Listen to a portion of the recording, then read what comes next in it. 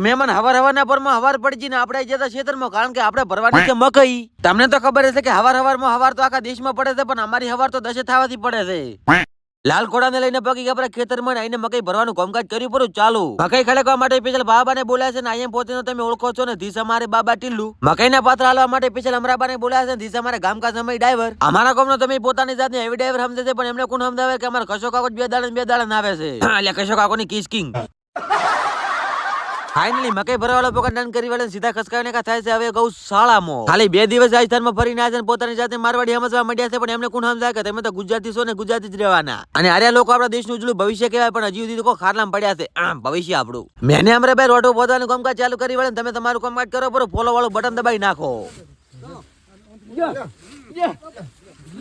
વાહ ભાઈ વાહ, હવારાની વાતની મકઈ વાટીને તૂટી ગયા ને હજી સુધી ભૂસા પેટે ફરસ, અને મારા બેટા જુઓ પેલથી ખાવા માંડ્યા, ના ભેગું થાય.